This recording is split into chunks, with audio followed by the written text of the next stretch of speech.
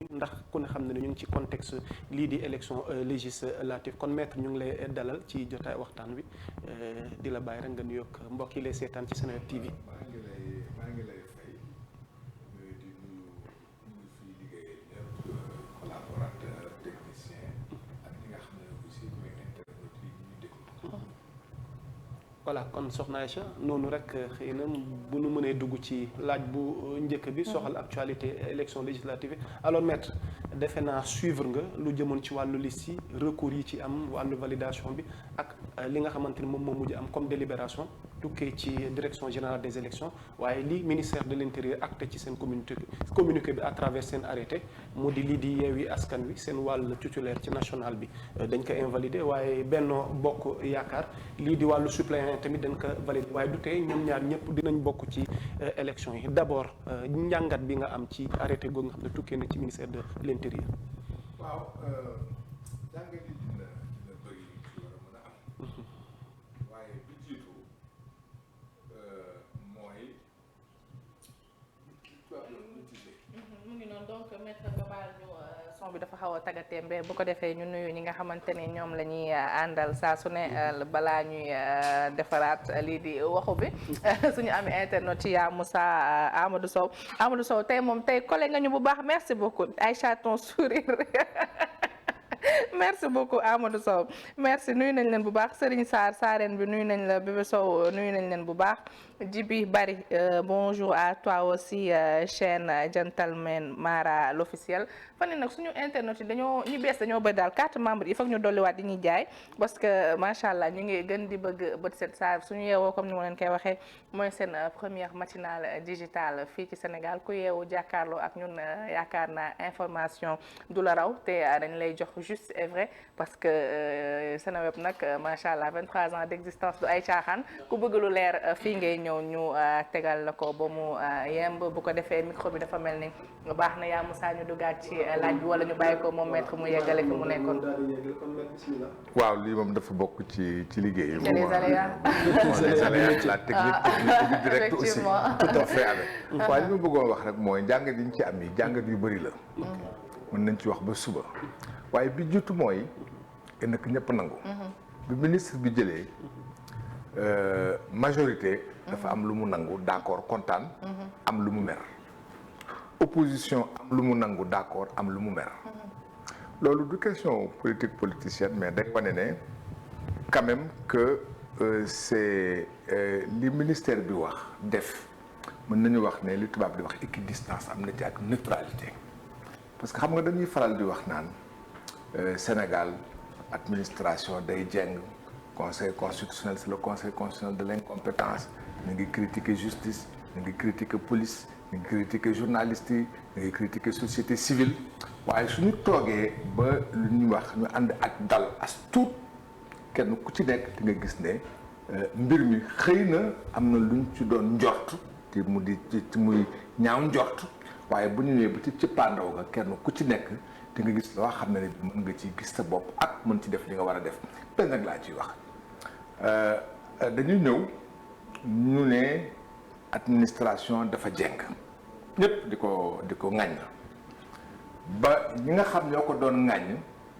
dem conseil constitutionnel doon tene ñoo ñu dem conseil constitutionnel dañuy wax ñu ngi dem waaye wóoluwuñu leen ba conseil constitutionnel dogalee te dogal ga doon loo xam ne leen arrangé la dañoo tàccu bu métti comme mbir yi aussi sénégalais yi war nañuy def la part des choses parce que aussi affaire bi du politiciens yi rek mas naa ko wax fii ne dëkk bi lu ci ëpp ci nu muy doxee ci loo xam ne dafay fàgg fi ñu jëm li ci ëpp ci politiciens yi la ñuy jógee ñooy wax li tey wax la ëllëg tey ñu bët ñuul ëllëg ñu weex te loolu baax na que sénégalais yi mën a ànd ak dal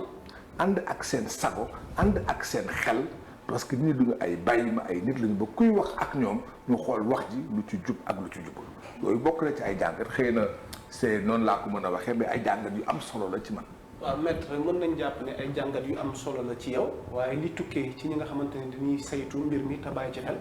ñoom jàpp ñu ne xëy na taxawaay bi conseil constitutionnel am ci mbir mi waroon na ko def ndax bu fekkee dañoo dëppoo ci wàllu code électoral bi dañ leen may jurisprudence boo xam ne xëy na code bi prévoir ko mais est-ce que foofu tëddee nañ njaxanaay bu fekkee jàpp nañ ne dañoo juum nañ leen teg ci yoon ñu teg leen boor bàyyi ñi nga xamante ni juumuñu te dëppoo nañ ak li code électoral wax ñoom ñu ñu ak jàll est-ce que tamit nekkul li nit ñi di ruumandaat xëy na am na baara yéegoo bu am ci ñoom ñaar wala ñoom jàpp nañ ni sans ñoom élection yi warata mën a am lu tax ñu nangul leen li ni mel mel. d'abord nañu ñëw ci conseil constitutionnel dafa am loo xam ne bii il faut ñu wax ko conseil constitutionnel rek la yoon may mu interpréter yoon amul keneen ku ko mën ñoom ak cour suprême xam nga nit ki li wolof di wax man duma wolof nag doo jox nit ki bopp di rocc làmmiñ mënoo ñëw Sénégal gi yëpp nangu ne conseil constitutionnel lu ñu def noonu la ñu nangu ko jox leen ko parce que loolu na réew mi tëddee ñoom yàlla moo def ak li ñu leen jox li tubaab di wax dañuy interpréter et en même temps ils sont créateurs de droit et conseil constitutionnel on les appelle aussi les sages juridiction la bu spéciale dafa spécial dégg ngeen premier président au conseil constitutionnel mu wax ay régulateurs la ñu tey mën nañu wax lii ñëpp ne lii la ñu wax ëllëg ñu wax leneen conseil constitutionnel adduna bi yëpp noonu lay doxee gis nga France dama joxe tuuti boobu exemple parce que ñun suñu jàng aussi dañuy am histoire dañ ko bokkoon constitution 1958 yooyu jamono Sénégal France la bokkoon dafa ne assemblée nationale amul sañ-sañ def loi d'habilitation jox ko président ñu ñëw 1962 mu am les événements d'Alger De Gaulle bëgg ñu defal ko habilitation parce que dafa bëgg signer les accords de Vienne mu saisir conseil constitutionnel ne dëgg la yoon daf koy tere waaye lii la yoon tere ñoo ko interprété gis nga conseil constitutionnel Sénégal ñoom li ñu dogal bi li ñu jëkk dogal may waa Yewwi Askan Wi ñu defaat seen liste man sama wàll bopp man en tant que juriste man d'accord ma ci parce que am naa ci ay contestation parce que donc lu texte bi waxul loolu waaye yoon moo leen may ñu interpréter ko et noonu ñu ko interpréter li ñu wax li su neexee loolu la su naqaree loolu la te am nañ ci sañ-sañ parce que mën nañ ko donc nit ki su defee li mu mën su defee li ko war dañ ciy ànd wala nga bañ ci ànd waaye li mu def li loolu la man comme je dis je ne suis pas d'accord en français je ne suis pas d'accord mais je me soumets et tout le monde se soumet donc ñoom li ñu wax loolu la ci daajal ko dafa am lu ñuy wax ñun juristes yi dama koy wax ci latin res judicata pro veritate habetur mooy li ñu àtte mooy dëgg surtout su yoon ñëwee ne diw moo sàcc ñu tëj ko mu sàcc su dee moom la su dee du moom la parce que loolu la yoon wax kon kooku ki sàcc mooy ki ñu condamné et jugement lu juge bi wax loolu mooy dëgg loolu la Sénégal di tëddee loolu la adduna bi yëpp di tëddee alors fi may daanale peut-être ci question boobu ku ne xam ne ni moom nekkoon na garde des Sceaux nekkoon ministre de la justice ci gouvernement Souleymane Ndéné jamonoy Abdoulaye Wade tey ban njàngat nga nar a def wala lan nga jàpp ni moo nar a doon délibéré conseil constitutionnel ci cas de figure bi nga xamante ni moom moo présenté waat seeni loxo ndax ku ne gis na ni Yewwi Askan Wi woote nañ rassemblement malheureusement préfet bañal na leen ko ndax am na ñoo xam ne njëkkan nañ dugal seeni maanaam lettre pour mën a amal seen rassemblement lan nga nar a jàpp ni moo xaw ma ci dara li tubaab di wax je donne ma langue au chat am naa yaakaar nag parce que dama bokk ci avocat yi dem saisir conseil constitutionnel mais balaa may ñëw ci loolu may ma wax ñaar bi jiitu dafa am lu réew mi mën a nangu ak lu mënul nangu man dama gëmul tey ñu jël dogal nga ne dogal bi d'accord ci maa ngi saisir conseil constitutionnel bés bi ñu ne ci la conseil constitutionnel war a defee nga ni damay def manifestation pour faire en réalité pour faire la pression sur le conseil constitutionnel man su ma nekkoon préfet du ma ko man laa wax oui parce que gis nga est-ce que waxoo tamit en tant que homme politique far ci Benno Bokk Yaakaar homme politique la xam nga faut pas qu'on se fasse d'illusion man je suis un homme politique su ma nekk homme politique pourquoi nga bëgg ma wax du affaire politique damay wax en tant qu'homme politique aussi mais li may wax dama bëgg aussi li may wax ñi ma ko seqal muy sénégalais yi suñu ko déggee ñu ne kii kat li muy wax am na maanaa du ma ñëw tey wax li ëllëg ma wax la lee damaan wax na am na maanaa duñu doo ñëw parce que dañuy wax dëgg lan la ñuy jëkk wax li ñu jëkk wax te Ousmane Sonko moo ko wax moo ne dama bëgg 200 000 personnes ñëw ñu dem présidence de la République jël Macky Sall génnee ko fa insurrection am na ci droit wala déedéet amu ci droit kooku délit la kooku délit la kenn moo tax kenn jàpp ko kooku c'est affaire homme politique la affaire état pas la politique c'est l'état qui sait et ce n'est pas trop tard ce n'est pas trop tard dama lay wax rek kooku état moo koy gérer ce n'est pas encore trop tard mais c'est en principe oui xam nga les délits man avocat mooy wax délit prescription 3 ans la tey jii su ma ñëwoon fii tey daa ngi lay dégg ngeen di wax mais su ma toogoon fa mu neex ma rek ma xool ma rek ma bitti loxo la talaata la xam nga am naa ci sañ-sañ waaye ku def lu la neex teg la lu la neexul adduna aussi noonu la kooku loolu boo ma neex ma yeewu si ba tel dóor ko bañ moo ma neex dinañu ma teg lu ma neexul waaye moom am na ñetti at pour def ko su ko neexee def ko tey su ko neexee def ko ëllëg su ko neexee def ko fii ak juróom benn weer mais mënuloo taxaw ni nit ñi jóg leen dañuy def insurrection mooy dañuy changer réew mi insurrection mooy nga jël ngànnaay mooy nga jël façon xeex bu nekk nga xeex pour ordre constitutionnel nga changer ko yoon da koy tere jëpp xam nañ ko parce que insurrection mooy ordre état bi la ñu dindi ñuy def insurrection am nañu sañ-sañ ci insurrection bi la parce que ça fait partie de l'insurrection ñu ñëw fii Sénégal toj lépp yàq lépp loolu c'est une insurrection ce sont les conséquences d'une insurrection kuy wote loolu ba pare ne dama bëgg 200 000 personnes yeewu de damay ñëw parce que pour ñu def conseil constitutionnel dina ko nangul dañu wax dëgg loolu aussi dafa am te ci njuumte seen njuumte la fii la ñu toog parce que man ragaluma wax dama koy wax toujours wax soo ko ragalee day gaañ fi dañ may dégg fi la ñu toog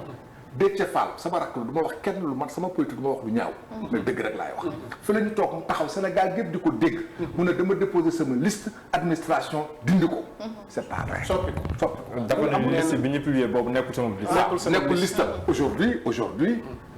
ñëpp nangu nañu ne que liste boobu mooy liste ba xam nga kon war na amoon noonu mu ko defee la war a taxaw ne baal leen ma àq loolu mooy parce que politique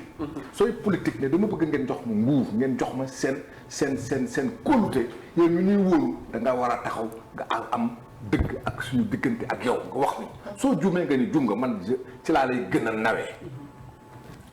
a nawee fi la ñu taxaw non du ñu nangu lii parce que nguur gi moo ko def gouvernement moo def lii ñoom ñëpp wax nañ ko te loolu yëpp ça ne s'est pas avéré. mais est-ce que jàpp na tamit gouvernement bi bëri na ay njumte yi muy def. ci wàllu li mu waxoon nii dina def benn gouvernance bu sobre et vertueuse et tamit nit ñi libre na ci gis ni kat bu doxalee. loolu ay ndax jàpp na ne lépp Macky tey jii nii jaar na yoon moo xam ci wàllu yoon wax loolu ndax xam nga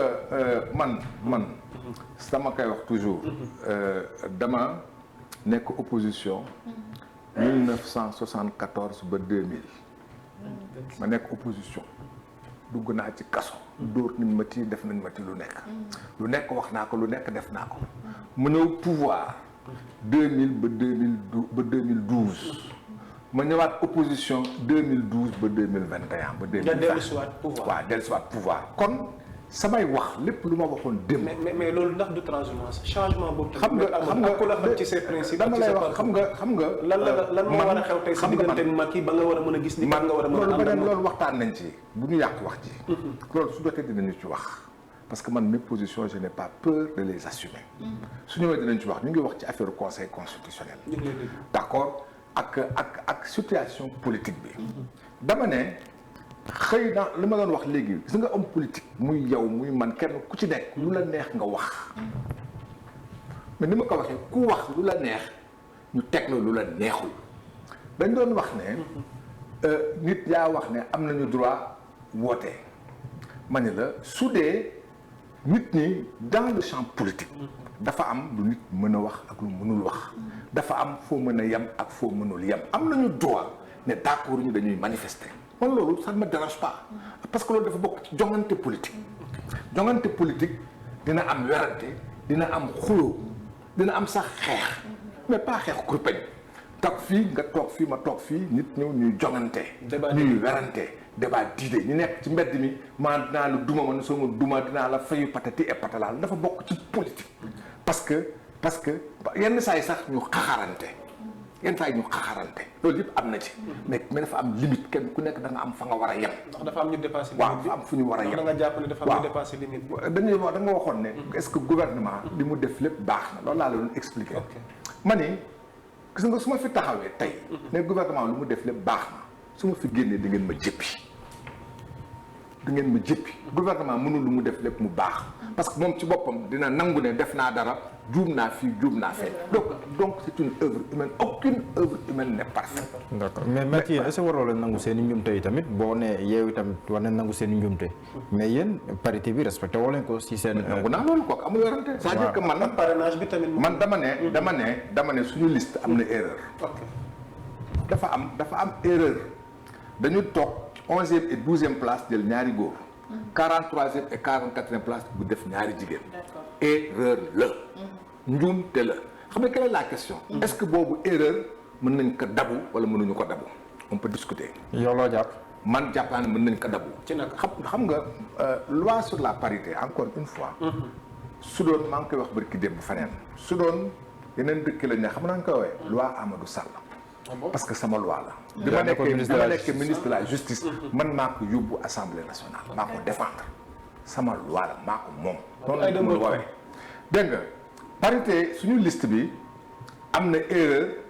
mais respecte na parité. alternance la réglé wul. waaw am na juriste comme yow yu jàpp ne loolu. principe bu obligatoire la. waaw non maanaam mën na nekk si erreur maternelle xam nga soo ñëwee ab sa liste ñu ne parité. parité d'abord. mooy parité absolue la ñu wax parité absolue. parce que au départ c'était pas c'est absolu mooy amul sax werante su dee 50 góor la 50 jigéen. ici c'est 25 la parce que 50 la 25 góor 25 jigéen. effectivement c'est respecté c'est 25 góor 25 jigéen. ñu ne dafa war a am alternance. un homme une femme un homme une femme un homme une femme. ñu def un homme une femme un homme une femme. mu am kooku c'est une erreur matérielle parce que loolu la mën a doon 2 hommes jiite après que le tegaloo ensuite 2 femmes tegaloo erreur la mën nañ ko dabu surtout ci liste suppléant la d'accord jàpp naa ne def nañ ko conseil constitutionnel nee nañu erreur matérielle la mais soo jëlee waa Yewwi Askan Wi dañu def erreur ak faute. ah bon erreur et faute. dañu def erreur parce que dañuy ñëw jël koo xam ne ki amul 25 ans. erreur ñëpp lay mën daal nangu naa loolu amul 25 ans amul il est inéligible du boole ko ci liste bi ñoom li doon wax administration deful liggéeyam. administration bind leen ne def ngeen erreur ki ngeen teg fii mënul falu may na leen ñetti fan ngeen dindi ko def ci keneen xam nga loolu erreur war nga ko corriger may na ñu corriger ko ñu def faute jël ki nekkoon ci liste suppléant bi yóbbu ko ci te mu génnewul fële kon ça veut dire que demul. suñ ne da ngay jóge fii ñëw fii ñu ne mënuloo jóge fii ñëw fii kon fi nga toog jóge woo fa kon seen liste bi objectivement amul Massamba amul Mademba amul Antoine Diome amul direction des élections amul keneen ñoom ñoo def seen toj ñoo dugal koo xam ne waruñu ko ci woon mën dugal parce que kooku duggul parce que mu dañ naan duggul parce que fi mu nekk mënu fa jógee dafa dëju xam ko ku dëju kii dafa dëju ba riigu taxaw xalaat bi toog fa mu toog mënoo ko fa jëlee donc soo ko nee da nga koy dugal faneen kon agsiwul su dee agsiwul seen liste motul loolu amul werante ñoom nag alors soo amul werante nga jóg taxaw daal damay dem conseil constitutionnel damay xeex conseil constitutionnel lii ak la gars yi génn leen ñu rayante kenn du génn kenn du rayante dañuy dem conseil constitutionnel wax su conseil constitutionnel defee une interprétation large maanaam interprétation bu am yéwén ak yërmande parce que mën nañ ko am nañ ci droit aussi. ah bon am nañ ci droit c'est leur droit encore une fois conseil mën na ko. te askan wi moom day nangu droit googu. yow soo demoon tribunal ñu daan la wala man du ma la tuumaal man ma dem tribunal def dara ñu dóor ma ñaari atu kaso. xam nga taxaw fi naan kontaan nga du ma kontaan mais xam nga coow li dóor ma ñaari atu kaso. ki ma àtte mais li ñuy ragal lu mel ni Yewwi Askan Wi te ku leen xam par le passé ak événement yi fi xewoon am na loo xamante ni tamit ñu ngi koy ragal si toutefois tey décision conseil constitutionnel nar na défavorable ak ñoom li ñuy xaar. waaw te xam nga loolu man du ma ci werante du ma ci wax. ah bon soo ma attee lu ma d'accordul damay lakk dëkk bi genre yooyu te ma dem pour nga atte ma. xam nga yabaate weesul loolu. ou bien dama ñëw pour nga atte ma wala ñëwuma pour nga atte ma su dee dama jàpp ne danga ma war a atte dama ñëw pour nga atte ma li ñuy nangu mooy damay nangu sa dogal waaye su ko defal damay toj dëkk bi kaay lakk dëkk bi gis nga dëkk bi d'abord du lakk. amoon na fi de. non am na déedéet am na ay problème man wax naa la encore une fois 88 dem naa kaso fi laa nekkoon Abdou Diouf doon président mu metti lool ñu def état d'urgence presque état de siège dëkk bi lakkul betti na rek am na ay mort mais dëkk bi Sénégal dafa jeexul d'accord donc dëkk bi du lakk ki koy jéem a lakk yow mi koy lakk mën nga lakk mën nga yóbbaale ci lakk gi ñeneen mais réew mi du lakk parce que Sénégal masul lakk du lakk et encore une fois nit loolu taxaw man may nekk sénégalais mu juddoo fi sama ndey judd fi sama baay judd fi samay maam judd fi samay doom judd fi ma am fi ay sët ñu taxaw ñu ne dañuy jëw lakk dëkk bi man nga la sama bopp du ma ko nangu doo ko nangu keneen du ko nangu kenn du lakk dëkk bi la bu tax ñu koy lakk dama def sama toj parce que aussi affaire bi loolu la Sénégal yëpp nangu nañu ne dafa def toj ak benn bokk yaakaar yëpp waaw ak benn bokk yaakaar waaw ñëpp mais moo taxit ñun dañ ne dañuy dem ci yoon lu yoon dogal baax na parce que aussi loolu mooy responsabilité ñun dañuy dem ci yoon yoon mën na dogal te lu ñu dogal duñ ci d'accord dinañu mer waaye duñu lakk ñoom ñu dem ci yoon bi aussi dañu bëgg ñu àtte leen dañoo gën ki taxaw fii tey ne dañ ma sàcc sama lii wala laa naa ngi dégg sànq maa ngi koy nuyu en passant képp si caab ñoo def dañ ko sàcc dañu dugg këram sàcc fa comme lan lay def du tribunal lay def waaye léegi kaama laaj la Barthélémy Dias man Amadou Sall Ousmane Sonko wala Aminata Touré dañoo gën képp si caab moom mi ñëw taxaw ñu jàpp ko mooy damay dem yoon atte ma lu yoon atte la laay dogal ñu ne man maa ngi tudd Barthélémy Dias wala maa ngi tudd Ousmane Sonko man maa dirigé liste dama def sama toj sama erreur ci sama liste damay dem ñu atte ma suñ ma attee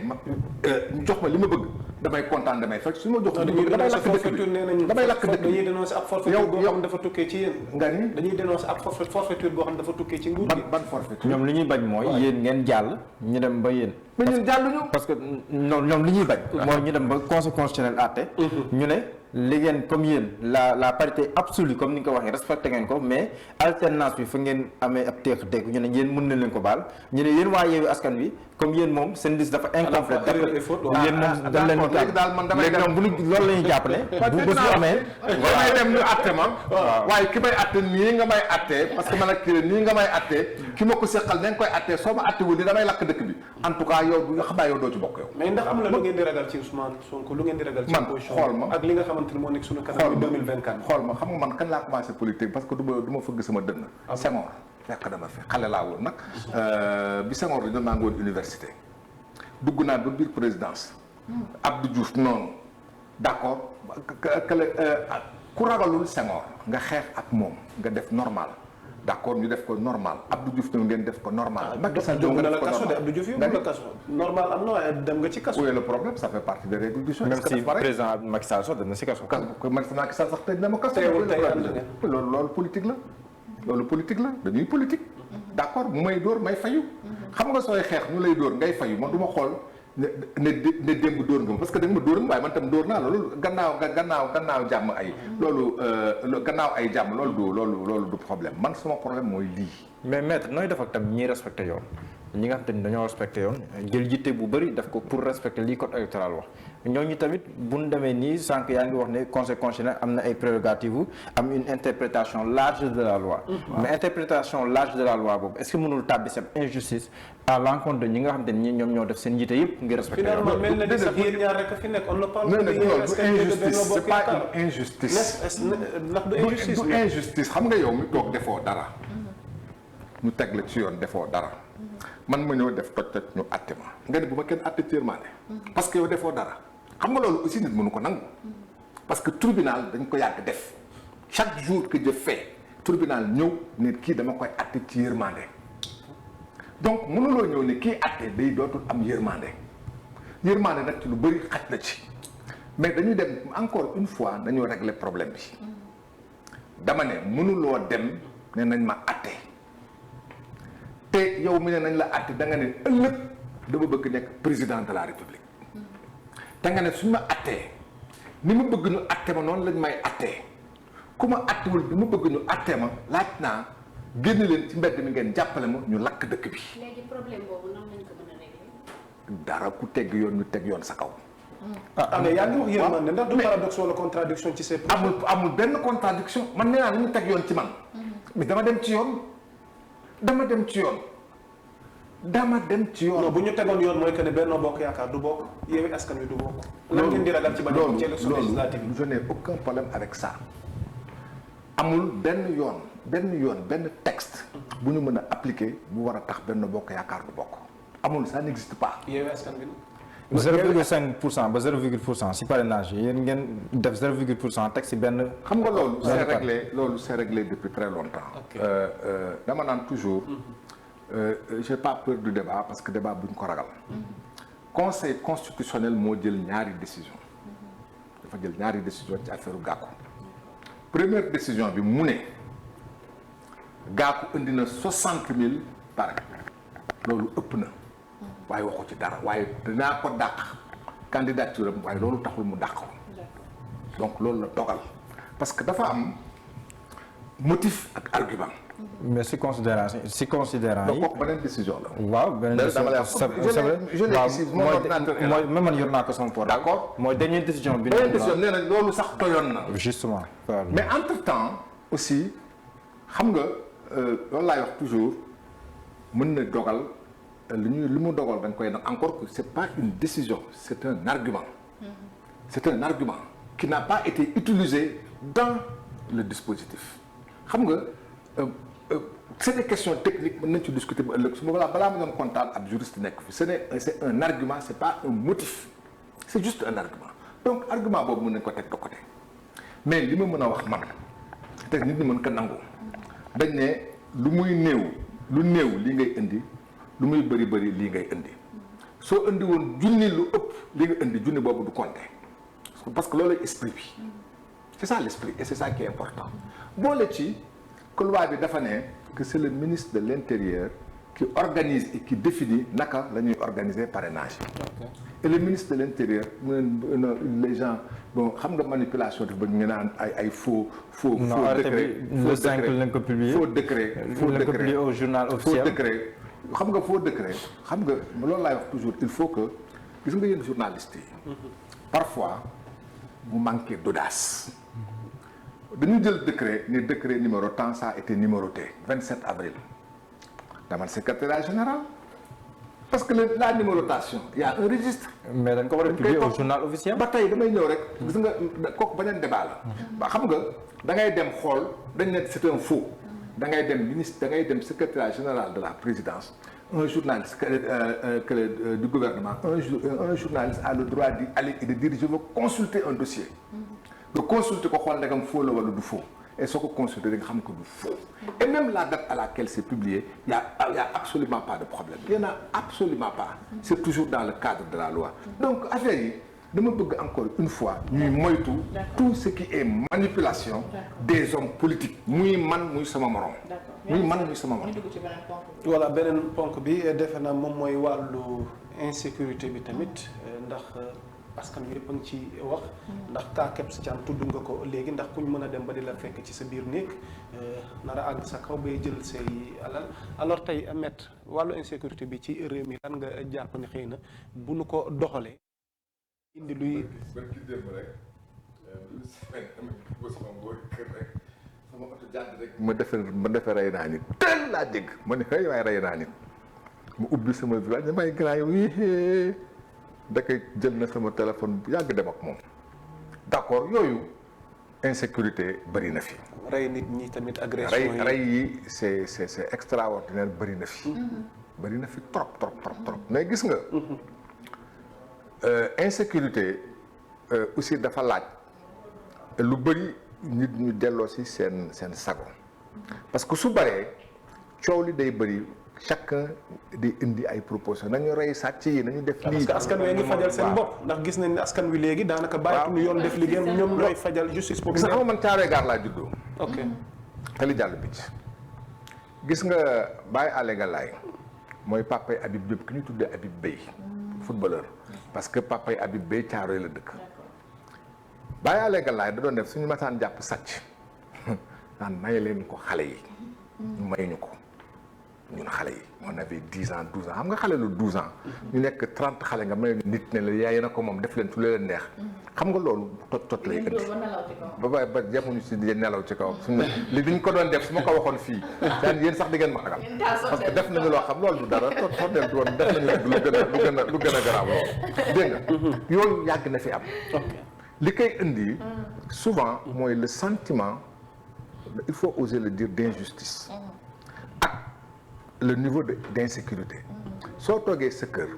nit fekk la fa yàgg na fi am jël jaasi tiim la addu kalpe nangu say bagages dem yoonam dafa neexul ba pare nga dem tribunal parce que aussi tribunal dafa am ay nu muy doxee mu yéex da ngaan lii amul nit ñi ñëw loolu baaxul il faut que état parce que la sécurité est du domaine de l'état principalement il faut que état jël responsabilité am fexe ba nitu sécurité yi takk der yu doy alkaati ak gendarme yi te ñuy def ay ronde ñun bu ñu nekkee xale li ñu gënoon ragal mooy dragon noir on l'appelait comme ça moo di autopolice toujours xam nga day ñuul dragon noir suñu toogee daan dragon noir ñëpp ay daw même soo toogee sa buntu kër defoo dara donc di veiller da ngay daw donc la peur du gendarme amoon na solo mais loolu doyatul il faut que xam nga on a la territorialisation des politiques publiques dafa am il faut aussi qu'on en arrive à la territorialisation des politiques de sécurité impliquer les collectivités territoriales dans la sécurité impliquer moo di les communes impliquer les conseils départementaux d'accord parce que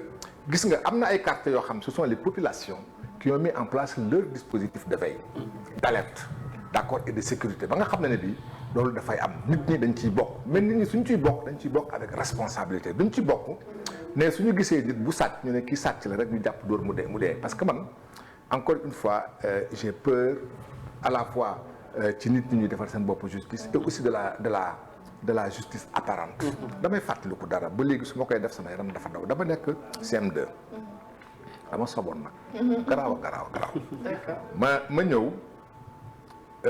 les toilettes n'étaient pas très propres ma war a dem gaanuwaay ba li ma dem ci toilette yi ma ñëw ci bureau directeur ci ginnaaw bureau directeur ci palanteer ba taxaw fa nag waaye tuur fa ndox ba sama xol sedd ndekete am na ku dugg ci bureau directeur sàcc xaalisu coopérative bi ñu ne ki ko sàcc daal mooy ki tànkam nekkoon fii ne ku nekk indi sa tànk man di sama tànk la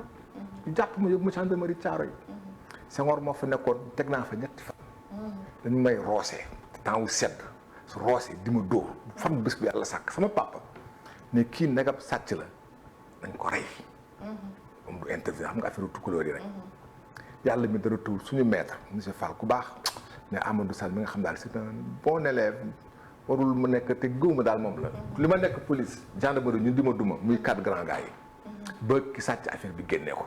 alors que tout indiquait que c'est moi surtout alors que masuma sàcc sama àdduna man masuma sàcc benn yoon dama koy wax laa ma sa jël lu ma moomul mii la xaw ma may jàng alxuraan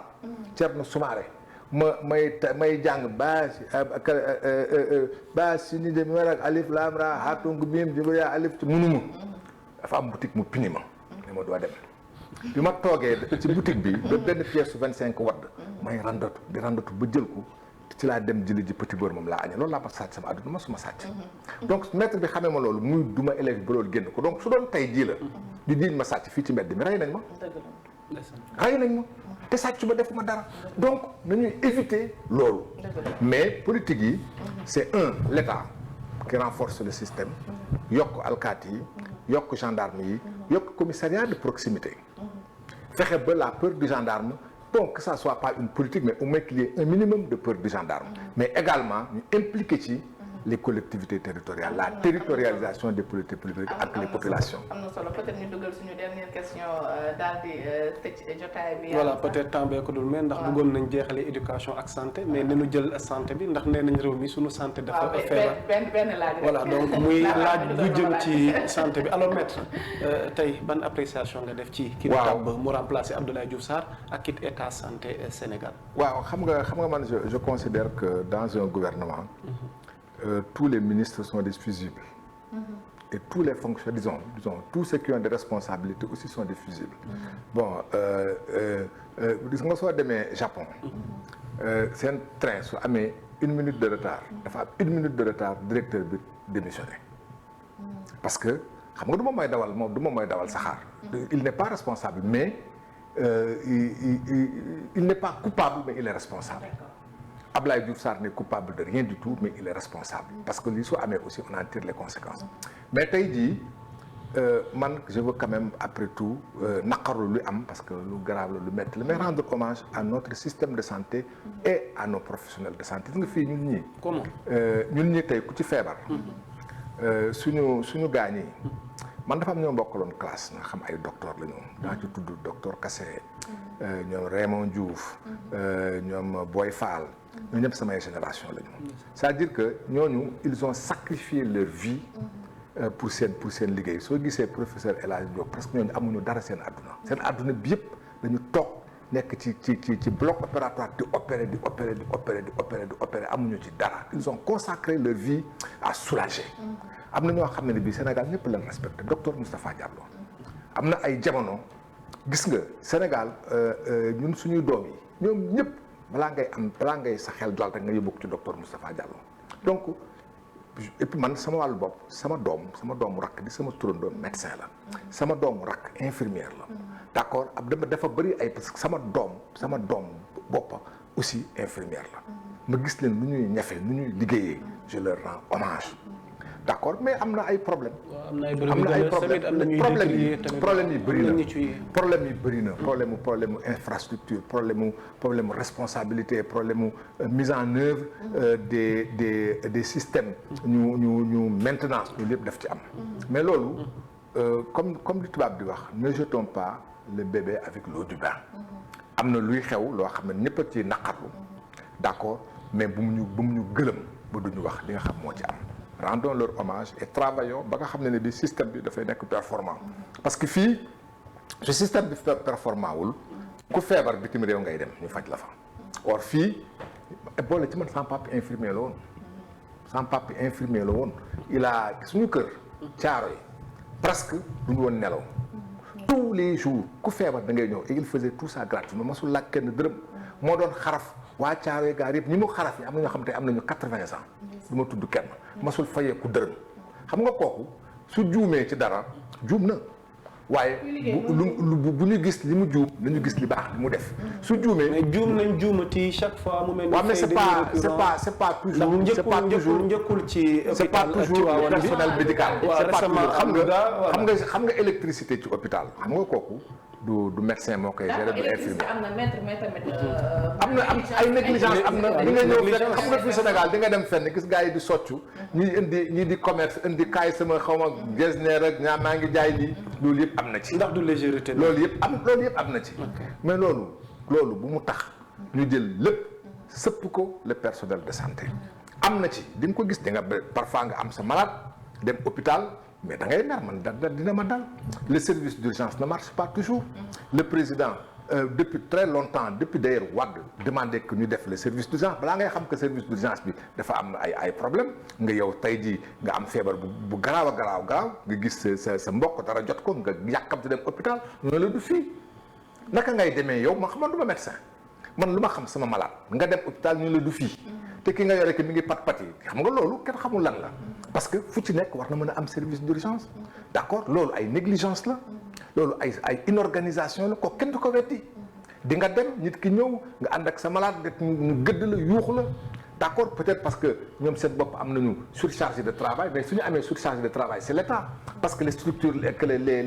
de formation ñu ngi former l'État n'a qu'à recruter l'État dafa war a recruter su recruter nit ñi doy loolu su boobaa xam nga balaa nga naan naam ne fa su doyee lépp am ci kon dara du manque waaye soo jëlee ñaari infirmier wala ñaari médecin nga jox leen 150 personnes évidemment après bon le service n'est pas service de qualité soo jëlee maintenance bi là où nga waroon indi 1 milliard nga jox leen 200 millions ñuy daabal d'accord nga gis hôpital fili di wadd ak fili di lang évidemment loolu du on a vu des images ci hôpital Saint-Louis c'était vraiment loo xam ne rafetlu sax si gis-gis mais aussi acceptons que des efforts ont été faits xoolal rek ci diggante bi dalal jàmm c'est le président Wade qu'il faut saluer à l'époque OJ bu muy soog a génn hôpital de Grand Yoff c'était un des hôpitaux c'était le professeur Idrissa Pouye c'était un des hôpitaux les plus modernes c'est vrai que c'est à décrépitude soo demee tey ji Kaffrine la ñu fa def li bëri na les hôpitaux de référence d'accord bëri na tey ji ñu ngi defar soo demee Kër Massar nga xam ne man fa la sama yaay juddoo fa la sama yaay cosaano am nañ fa benn centre de santé bon c'est vrai on n'est pas toujours satisfait mais ils sont là donc c'est vrai des efforts ont été faits c'est insuffisant waaye bu ñu gis rek lu dul dox c'est vrai aussi qu'on ne s'occupe que des trains qui ne viennent pas à l'heure mais les trains qui viennent à l'heure personne ne s'en soucie mais il y a beaucoup de trains qui viennent à l'heure il y a beaucoup de médecins qui travaillent avec abnégation il y a beaucoup de personnel de santé qui travaillent avec beaucoup de sacrifices mais il y a quelques dégâts qui arrivent et quand les dégâts arrivent bonjour les dégâts am na solo fi ñuy tëjee rek mooy di lay laaj comme que nga ne yow maanaam gën a gu sopp nga woon est-ce que yaa ngi topp actualité réew mi est-ce que xam nga célébrité yi nekk ci Sénégal maanaam waykat yeeg tiktokers yeeg ñoom it non maa ngi dama lay wax nag man maa ngi TikTok maa ngi Instagram maa ngi Facebook bon mais je n'ai pas toujours le temps yenn saa yi ma ñëw rek dugg ci TikTok tak xool et cetera yenn saa yi aussi ma sinap nga sinap fi réew mi toll ñu gis ku mel ni waykat bi di Batou Ndiaye démb génne benn single mu yaakaar naa xaw ma ego trip lañ ko tuddee xaw ma jaar-jaara ba seen raconté comme nga ne yaa ngi fépp maanaam kon actualité bi raw la li fi xewoon lépp fekkee nga ko li mu génne démb ak colkam gi mu si sol ni tey mu nekk si toile sénégalaise bi ñëpp di si coow lan moo ci sa gis non ma xam nga nag man d'abord j'ai des enfants j'ai des filles bon et puis ci réew day dox man gis nga mini-jupe ñun suñuy jamono mini-jupe suñu sëy suñu masaan sol mini-jupe da ngay jommi Serigne Cheikh ci laay daaneel dafay taxaw di wax nee na dama toog nii rek mu tudd kenn ci njaboot di romb ma li mu sol li mi ngi gàtt ba parce que njiit laay mi gis naa ko mu ne quoi soxna si lii lan la mu ne bàyyi moo ma neex mu ne kon neex na ma ndax niru jamono moo gën niru sa baay jamono day dox d'accord mënuñu man tey suñuy doom seeni ndey doon sol mini-jupe ak li ñu doon woy à l'époque jumbax aaw léegi mooy crop top waaw mooy jumbax aaw dañ ko doon def ñun góor ñi ñuy sol ay pattes d'éléphant ak chemise à fleurs très serrée d'accord ak tête de nègre loolu yëpp ñu sol ko di dem coladera guddeeg bëccëg di fecc ba 6 heures du matin suñu doom yi suñu demee fecc ba 7 heures alhamdulilah parce que aussi c'est ça la vie jamono day dox donc franchement moi ça me j'aime bien Bathio c'est bien c'est ce qu'elle fait ne me choque pas ça me choque pas il faut que je reste gisoo ci benn conséquence bu néfaste ma ne xoolal gis nga c'est la liberté dama toog benn bés y a une femme une américaine qui me dit moom Sénégal daf ko jaaxal yooyu temps j'étais jeune stagiaire sur l'avenue Ponty ñuy julli juma xam nga dañuy dem ba bloqué mbedd bi mu am benn fille bu sol benn mini-jupe mi ngi te presque di dox waaye bu ngeen ni may ma jàll yéen ci jumaa ci mbedd bi gaa ngi taxaw di julli c'est-à-dire que le contraste ñii ñu ngi julli kii ngi sol mini-jupe romb leen naa nañu jàll mais c'est ça aussi le pays Sénégal noonu lay doxee c'est-à-dire c'est vrai parfois mu am ñu choqué pays démocratie c'est notre démocratie et là le pays évolue les jeunes dañ koy wax def naa pour les musulmans ngën di mbindeef mas na ko wax xale day def yi fu xale donte ne yonent la d'accord dafa am loo xam jamono la da nga ciy toll ni ko sëriñ bi doon waxee niru jamono moo gën a niru sa baay ndax jamono day dox jamono mu su doxee mag ñi nañu am fulla ak fayda ba ànd ak jamono parce que mën nga gëmm sa bët ci yenn yi mais bul beddi jamono parce que soo ko beddee c'est comme ça que demain nous récupérons nos enfants parce que nos enfants deviendront grands man soo ma gisee bi ma nekk xale li ma doon def bon dañ doon rasta dañoo doon ay rasta taxaw def lu bëri mais tey di yàpp bon man masuma def rasta. mais léegi da ngay simple rek quoi léegi ay lakos ngay la. non su ma neexee aussi ma ñëw dóor sama laafa. tey dama ko fàtte. su ma neexee aussi ma dóor sama costume nag sur mesure. d'accord léegi sa costume bareetul de. bon si plateau yi moom léegi dama gis nag koy simple rek. waaw mais xam nga aussi réew mi nit moom jarul ngay rëy. nit nga rek parce que après tout soo àdduna sa xus bi nga moom mooy tur bi nga xam ne bu tuuti bañ lay denc. soo fay dem doo yóbbaale dara. dëgg la. donc àdduna la y a pas de souci particulier su la neexee nga sol lu simple. su la neexee nga wane sa bopp aussi parce que daf ci bokk. parce que yéen avocat yéen dafa mel ni élégance dafa bokk seen i mbir yéen avocat yi. ah oui mais nous l'élégance c'est dans le port. mooy ci taxawaay bi ci colin li. mais ci melokaan bi ak aussi ci wax ji. même si intonation parce que yow maa ngi fi fàttaliku procès Karim Wade am na lu mu si doon couvrir mais intonation bi na ngay waxee sax devant la barre bokkul ak na ngay waxee nii. non xam nga liggéey. du ma ko tey de toute façon. parce que xale ne da ngay charmer sa job. non c'est naturel. c'est naturel parce que soo fi toogoon les avocats mu neex mu naqari. su leen ko même suñu ko bëggul. C'est des séducteurs. C'est de la séduction, c'est sa capacité à partager. Alors pour nga partager il faut nga attirer xam nga sooy toog nga nekk ak nit. magistrat. yéen a bokk doon jàng. ëppoo ko xam-xam ëppoo ko xel dàqoo ko gënoo ko xam dossier bi. nga bëgg li nga gëm mu fekk ci la ci. il faut que ñu déglu la. am na solo. donc loolu c'est yàlla moo ñuy bindee noonu doo ko tey bon c'est. noonu la ñuy mel bon y a rien de tout est naturel et spontané. En tout cas c'était un plaisir de partager le plateau avec vous maître Amadou Sall di lay sant di lay gërëm bu baax di lay bàyyi nga tàggatoog ñi la doon seetaan. waaw c'est toujours aussi un plaisir nga ñëw fekk fii comme je dis fii ku fi ñëw en tout cas man bokk du ngeen ma may dara. et c'est bien parce que nekk leen fi pour maye. D'accord, da ngeen fi nekk pour def seen métier. Donc c'est votre métier et ça se passe très bien. Donc félicitations à vous tous. yàlla na leen yàlla jàppale. ci li ngeen di liggéey ànd ci ak xarañ. yàlla na doon seen njiglaay ak seen muur en tout cas félicitations. yéen a ngi koy def et puis au bonheur des Sénégalais et de ceux qui vous écoutent. Merci. Merci beaucoup à vous maître Alioune Sall balaa ñuy teg ak dama Amadou Sall te bu bind sama El Hadj bi El Hadj Amadou Sall. El Hadj Amadou Sall. Alioune Sall sama rakk la sama rakk bu baax. Sall bi rek waaw. sama rakk bu gërëm nañ la balaa ñuy tëj li jotaay bi ñu dem jëli anniversaire du jour yi ndax tey la de y a beaucoup de natifs tey ñi juddu bari nañ. dañuy tàmbalee si ñi nga xamante ni mooy suñu jumeau Sakhoy rek bu nekkee photo bi yemb na ñu indi ko souhaiter leen bon anniversaire Alioune Sakho ak kii di Abdou Manaf Sakho on vous souhaite un très bon anniversaire di leen di ñaanal gudd fan bu bëri xéewal bu saawaan baawaan yàlla may leen lépp loo xam ne bëgg ngeen ko bu baax a baax ci seen vie yéen a ko xam yàlla na leen ko suñu borom defaral les Sakho de la part de Omar Sakho mi ci kër gi et de la part de tout le monde ñu ñëpp équipe Seneweb bi ñu ngi leen koy souhaiter bu baax a baax a baax happy birthday encore une fois à vous ñu dem xool yi keneen ki ci topp kooku dafa mel ni sama turandoo la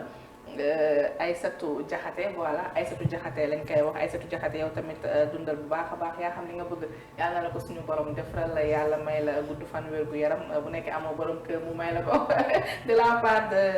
Omar Sakho tamit également on te souhaite un bon anniversaire à toi Aïssatou donc ñu dem xool yi beneen bi ci topp boobu dafa mel ni Mañoon Aïdara nag moo ko fi non kii nu mu tuddati sax moom voilà Serigne Saliou Cissé happy birthday à toi ñu ngi lay souhaiter un bon anniversaire petit garçon depuis États-Unis longue vie à toi grandi en âge et en sagesse bébé yaa xam ni nga bëgg yàlla na la ko suñu borom def la yàlla def la mag bu am ñam macha allah de la part de ta maman chérie Mounas ñu dem xool yi beneen bi ci topp boobu mooy anniversaire kii di Mañoon Aïdara donc mu ngi ci régie bi Aliou Babacar kii mu ngi tudd xaritu Mañoon Aïdara bi Mañoon Aïdara dafa bëri ay xarit nag mu ngi tudd Dieng Diop mu ngi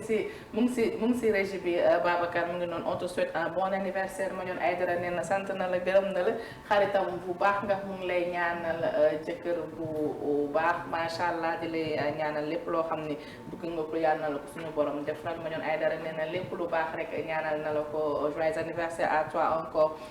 Dieng Diop Juba souhaité nañ la ko bu baax a baax et tous les natifs du jour souhaité nañ leen ko bu baax waa juin aussi ci kër gi ñu ngi leen di souhaité bon anniversaire par anticipation également bu nekkee jeex na rek ñu daal di tàggatoo yëkki jotaay bi bàyyi Mouhamed Diallo tàggatoo bi ñu doon seetaan rek. ba fan incha allah. dina ko gàttal comme ça da ko doon développé tàggatoo dafa mature. waaw. donc Eva à demain incha allah. defi Mouhamed. waaw donc dañuy jaajëfal ñi ñu doon seetaan di jaajëfal aussi ñi ñu bokkaloon plateau bi suñu invité yi en même temps. di leen wax dig daje ëllëg lay doon ci beneen Actubuzz ngeen ànd ceeg Eva yeneen yu gën a tàng nag. mu ngi noonu dama lay doon incha allah ci àjjuma bi nga xamante ne dañoo bëgg rek mu sedd guy doonte mooy loolu mais yàlla baax na yaa Moussa on vous dit à demain incha allah. incha allah rabbi. pare nga yow tamit. waaw xanaa sant sunu invité rek. waaw sant sunu invité daanaka wax ngeen lépp.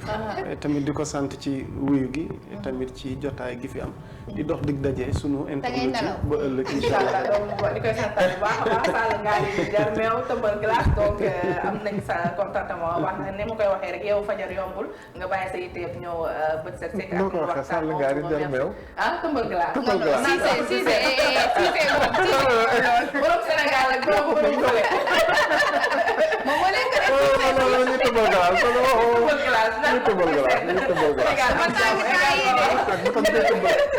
ñu remercier bu baax ñu jàppoon ci émission ba mu yemb ñu nekk à la régie Babacar Ndiaye Ahmed Ndoye également ci cadrage bi Aliou Ba naka noonu Omar Sakho on vous dit à demain inchallah excellente journée à tous bye bye.